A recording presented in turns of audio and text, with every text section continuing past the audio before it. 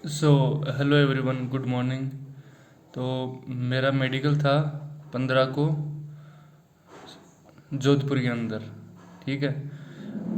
तो मैं आपको डिटेल के अंदर उसके बारे में बता देता हूँ। एक बार काफ़ी इंक्वायरी आई कि डॉक्यूमेंट वेरिफिकेशन में डॉक्यूमेंट्स क्या क्या लेके जाने हैं और कैसे चेक कर रहे हैं, स्टाफ कैसा है, डॉक्टर कैसा है। तो सारी चीज़ मैं अभी जस्ट उठा हूँ। कल रात को ही आया था, मैं 1 बजे पहुँचा था जयपुर। और मेरा कल कंप्लीट हो गया था, कल ही था मेरा और कल ही कंप्लीट हो गया था। मैं सारी चीज़ें डिटेल में बताऊंगा। उससे पहले मैं बता देता हूँ आपको रुकने की व्यवस्था क्या है जोधपुर के अंदर।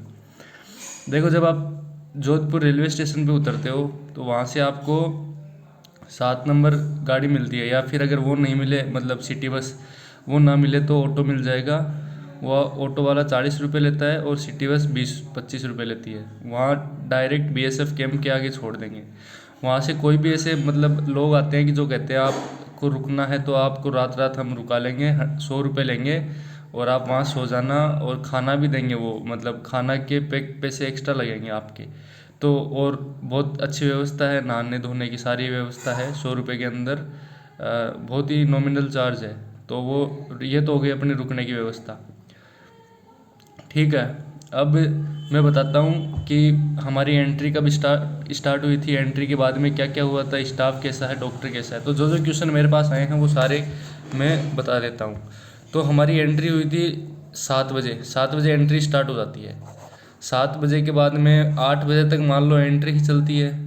फिर लगभग 8:30-9 बजे जो प्रेफरेंस फॉर्म है, जो कि लोग बोल रहे हैं यहाँ से लेके जाना है या वहाँ मिलेगा, तो वो वहीं पे दिया जाएगा सारा फॉर्म, और उसे भरने की डिटेल बताई जाएगी। तो फिर लगभग 8:30 से मान लो आपकी 9:30 तक वो फॉर्म फिलअप होंगे और डॉक्यूमेंट वेरिफिकेशन हो जाएगा। 9:30-10 बजे तक हमारा इस टाइम तक हो गया था। फिर बैठाए रखा। अब क्या है कि कई लोग ऐसे होंगे जो या तो ओरिजिनल डॉक्यूमेंट भूल जाएंगे या फिर उसकी फ़ोटोकॉपी ले जाना भूल जाएंगे। तो आपको देखो, 10th 12th फाइनल ईयर की मार्कशीट और प्रोविज़नल डिग्री बहुत इंपॉर्टेंट है। अगर आप प्रोविज़नल डिग्री नहीं लेके गए तो फिर से आपको 2 दिन बर्बाद हो जाएंगे। आपको फिर से जाना पड़ेगा कॉलेज या जो आपकी यूनिवर्सिटी है वहाँ से आपको प्रोविज़नल डिग्री लेके जानी पड़ेगी। उन्होंने साफ लिख रखा है, वो ऐसे डॉक्यूमेंट में आउट नहीं करेंगे। स्टाफ बहुत अच्छा है, लेकिन आपके टाइम वेस्ट होगा, आपके पैसे वेस्ट होंगे। इससे बढ़िया है कि आप अपनी डिग्रियां बनवा के लेके जाओ। और जो आपका कास्ट सर्टिफिकेट है, अगर आपने कास्ट सर्टिफिकेट या फिर आपने कोई रिजर्वेशन लिया है, ओबीसी सर्टिफिकेट हो गया या फिर ईडब्ल्यूएस सर्टिफिकेट हो गया, तो वो मस्ट है। और वो क्रूशियल डेट जो कि 30 अगस्त है। क्रूशियल डेट क्या है? जो फॉर्म की लास्ट डेट है ना, जब फॉर्म फिलअप होना बंद हो गए थे, वही क्रूशियल डेट है। तो 30 अगस्त 2022 से पहले का आपका होना चाहिए। अब वो चाहे 29 अगस्त का भी हो तो भी चलेगा, वो अगर 25 अगस्त का हो तो भी चलेगा। मेरा 18 अगस्त का ईडब्ल्यूएस था तो वो कंसिडर कर लिया उन्होंने। उससे पहले का होना चाहिए, 31 अगस्त का नहीं होना चाहिए, वो कंसिडर नहीं करेंगे।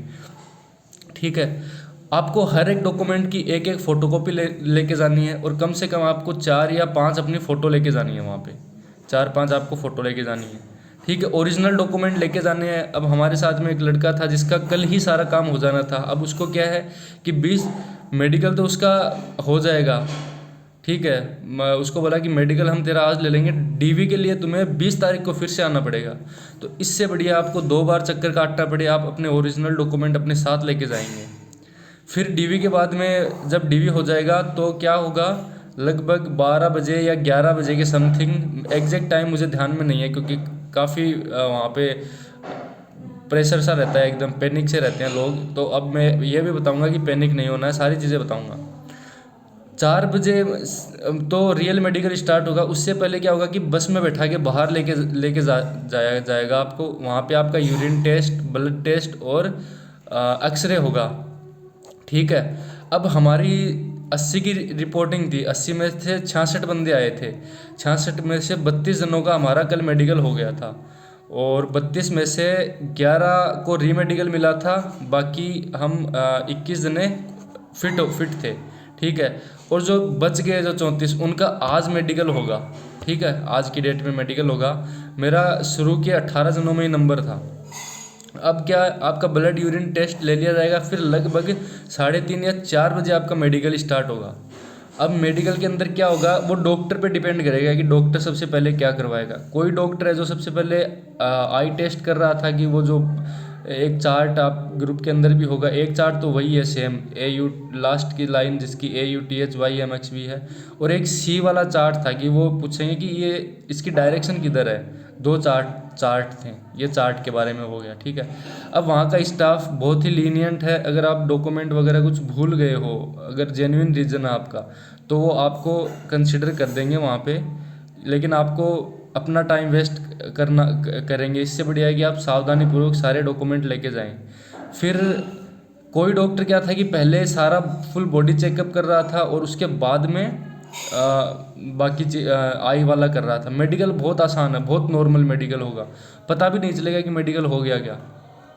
अब बताता हूँ, हमारा जो डॉक्टर था उसने सबसे पहले हमें 4 बंदों को अंदर लिया, हमारे सारे कपड़े रिमूव करवा लिए, अंडरवियर में हम खड़े थे। उसके बाद में 3 का मुंह दीवार की तरफ कर दिया और एक एक को चेक कर रहे थे, जैसे कैरिंग एंगल हो गया, नोकनी हो गया। और जो डॉक्टर पे डिपेंड करता है कि वो आपके किस में पॉइंट बनाता है। हमारे वाला जो था, जो उसको लग रहा था कि ये वैलिड पॉइंट है, वही पॉइंट बना रहा था, वो अननेसेसरी पॉइंट बना रहा था। वहीं पे एक जो दूसरे डॉक्टर थे, तो सुना है कि उन्होंने सबको ही पॉइंट दे दिया, मतलब किसी का कोई निशान है तो उसको भी पॉइंट दे रखा था उन्होंने। वहाँ पे क्या था कि 8 बंदों में से उसने 6 को अनफिट कर दिया, और हमारे वाले ने 8 में से 6 को फिट किया और 2 को अनफिट किया। अब मैं बताऊंगा कि जो डॉक्टर था उसने ऐसे भी बंदों को फिट कर दिया जो कोई और होता तो श्योरली अनफिट करता। अभी मैं आता हूँ उसके ऊपर भी।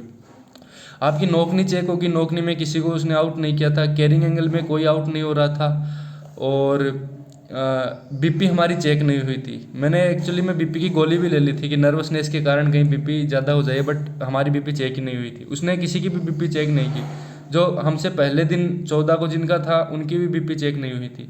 वेरिकोज वेन आपको बहुत वीडियो मिल जाएंगे या फिर कोई भी इमेज मिल जाएगी, वो चेक कर रहे थे, अगर वो है तो पॉइंट मिलेगा, वरना नहीं मिलेगा। वेट +-5 वेट चल रहा था, और उसके बाद में हाँ, स्पाइन वगैरह कुछ झुका उखा के कुछ नहीं चेक कर रहे थे। अब देखो मैं बताता हूँ हमारा डॉक्टर कैसा था। एक बंदे की सर्कमसीजन सर्जरी हुई थी, और ताज़ा ही सर्जरी थी, उसके 20 दिन हुए थे, अभी तक तो टाँके लगे हुए थे। सर्कमसीजन सर्जरी आप नेट पे चेक कर लेना, जो अपने पेनिस की फोर स्किन है वो जिसकी पीछे नहीं जाती, उसको बोलते हैं सर्कमसीजन, मतलब सर्जरी, वो पीछे नहीं जाती, तो वहाँ पे पीछे करवा के देखेंगे, वो फोर स्किन सर्जरी भी बोलते हैं उसको। तो उसके टाँके लगे हुए थे, तो उसने बोला सर देखो ये 28 डेज का होता है, मतलब 28 दिन में मैं नॉर्मल हो जाऊँगा, तो आप मुझे फिट कर दो। तो उस बंदे ने थोड़ा कंसिडर किया, मतलब थोड़ा देख के आया, नेट पे चेक किया, और फिर उसको भी फिट कर दिया। अब ये डॉक्टर टू डॉक्टर डिपेंड करता है कि आपका डॉक्टर कैसा आएगा, ठीक है। उसको फिट कर दिया। फिर एक बंदे के यहाँ पे टैटू था, अब वो उसने उसका ट्रीटमेंट करवा रखा था, बहुत हल्का हल्का विजिबल था, तो उसको भी फिट कर दिया था। वहीं पे एक दूसरा डॉक्टर था जो किसी ने एक हल्का सा ओम लिखवा रखा था यहाँ पे, मतलब ये अपनी जो यहाँ पे आप देख लो कलाई के ऊपर, तो उसको अनफिट दे दिया। किसी के कोई निशान था तो उसको भी अनफिट कर दिया। तो वो टोटली आपको डिपेंड करता है कि आपका डॉक्टर कैसा मिलेगा आपको। और कोई बीपी में, जैसे हमारे वाले ने बीपी चेक नहीं की थी, बाकी के जो 3 थे वो बीपी में पॉइंट दे रहे थे, लोगों को रिव्यू मेडिकल दे रहे थे। तो ये सब हो गई। डॉक्यूमेंट की बात मैंने कर ली, फ़ोटोकॉपी आपको लेके जानी है। लास्ट में पूरा कंक्लूड कर देता हूँ, ओरिजिनल डॉक्यूमेंट लेके जाने हैं सारे के सारे, जो भी ओरिजिनल है, जैसे 10th 12th final year marksheet, first year second year भी लेके चला जाना, अपना आधार कार्ड ज़रूर लेके जाना वो, और जो आपका रजिस्ट्रेशन नंबर है ना, जो 7200 से करके कुछ स्टार्ट होता है SSC का, वो अपने एडमिट कार्ड पे लिख लेना, वहाँ पे वो काम आएगा, पहले ही लिख लेना वो बता भी देंगे आपको, ठीक है। स्टाफ का बता दिया, बढ़िया है। नौकरी वगैरह बता दी, कोई किसी को पॉइंट नहीं मिल रहा था, इवन वो डॉक्टर भी नहीं दे रहे थे नॉर्मल। अगर आपका एक पेज भी आपके ये नीज में से निकल रहा है तो आपको पॉइंट नहीं मिलेगा। तो ये वीडियो काफ़ी लंबी हो गई है, बट आपको अगर जोधपुर के बारे में जानना है कि हाँ डिटेल के अंदर कि स्टाफ कैसा है, डॉक्टर कैसा है, तो वो सब मैंने इसके अंदर बता दिया है। और अब आप देख लो, आई चार्ट वही है जो एक तो वही है जो AUTH वाला है ना, आई चार्ट, और रट के कोई फ़ायदा होगा नहीं, बट फिर भी आप अपनी सेफ्टी के लिए देख लो ताकि आप अंदाज़ा लगा सको। आँखों के अंदर वो आपको इतना सपोर्ट करेंगे कि आपको जो रखेंगे ना, तो आपको अपनी आंख बंद नहीं करनी है। अगर आपने अपनी आंख बंद कर ली तो क्या होगा कि ब्लर हो जाएगा, फिर धुंधला धुंधला दिखेगा। आपको दोनों आंख खोल के रखनी है, और वो ऐसे रखेगा कि आपको दोनों आंखों से वो चार्ट दिखेगा, इस तरीके से रखेगा। तो दोनों आंख खोल के रखनी है और आराम से पढ़ दोगे, कोई दिक्कत नहीं है। बाहर ही चार्ट लगा हुआ है, सारे वहीं पे ले जाके, ऐसे रूम के अंदर नहीं पढ़वा रहे, बाहर ही ले जाके पढ़वा रहे हैं चार्ट को। वो फास्ट फास्ट ऐसे वो रखेगा अपनी जो स्केल है कि ये क्या है, ये क्या है, ये क्या है, और आपको जल्दी जल्दी में बोलना, आपको अटकना नहीं है कहीं पे भी। नहीं अटके तो आप क्लियर हो, आपका आंखों के अंदर पॉइंट नहीं बनेगा। लेकिन अगर अटक गए आप, मतलब आपने एक दो अक्षर गलत भी बोल दिया ना फास्ट में, तो भी चल जाएगा। लेकिन अगर अटक गए, आप बोल नहीं पाए ना, तो फिर वो रिव्यू मेडिकल देगा। हमारे जो ग्रुप था 8 में से एक बंदा अटक गया था, वो बोल ही नहीं पाया था। नंबर भी उसके बहुत अच्छे थे, 304 नंबर थे, लेकिन वो उसको रिव्यू मेडिकल मिल गया। और आंखों के अंदर अगर आपको री मेडिकल मिल गया तो वो पॉइंट नहीं टूटेगा, 100% है।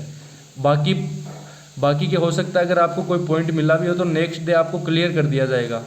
लेकिन अगर आंख के अंदर आपको पॉइंट मिल गया तो वो क्लियर नहीं होगा, श्योर है ये। वो डिटेल में चेक करेंगे। और आपने अगर कोई सर्जरी करवाई है तो वो पकड़ में आ जाएगी। अगर बहुत पहले करवाई है, 1 महीने पहले या 20 दिन पहले, तो वो पकड़ में नहीं आएगी, आप पढ़ दोगे उसको। मैंने भी करवाई थी। तो ये सारा डिटेल के अंदर हो गया आंखों का। और एक सीक चार्ट भी पढ़वा रहे थे जिसमें वो पूछ रहे थे इसकी डायरेक्शन किधर है।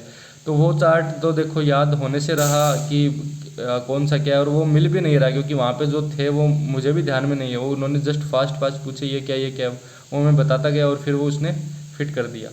तो मेरा मेडिकल क्लियर हो चुका है। ये सब उनके लिए जिनका अब आने वाले दिनों में मेडिकल है, उन सब के लिए आपको बहुत काम रहना है और बहुत आसान है। ऐसे लगेगा जैसे पता ही नहीं चलेगा कि मेडिकल हो गया क्या अपना। ठीक है, सो थैंक यू एवरीवन। ये उन सब के लिए है जो कल मैसेज कर करके बार बार पूछ रहे थे कि क्या डॉक्यूमेंट लेके जाना है, किस में बाहर कर रहे हैं और कैसे हो रहा है, प्रोसेस क्या है। तो सब मैंने डिटेल में बता दिया है, अब आप इसको देख लेना।